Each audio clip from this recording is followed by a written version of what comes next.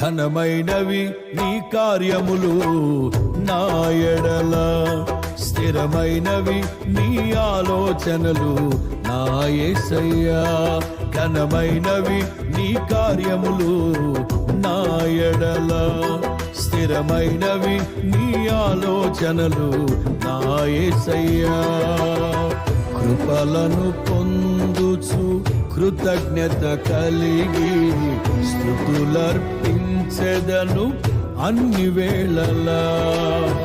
కృపలను పొందుచు కృతజ్ఞత కలిగి స్తుతులర్పించెదను అన్ని వేళలా. అనుదినము నీ అనుగ్రహమే, ఆయుష్కాలము నీ వరమే. అనుదినము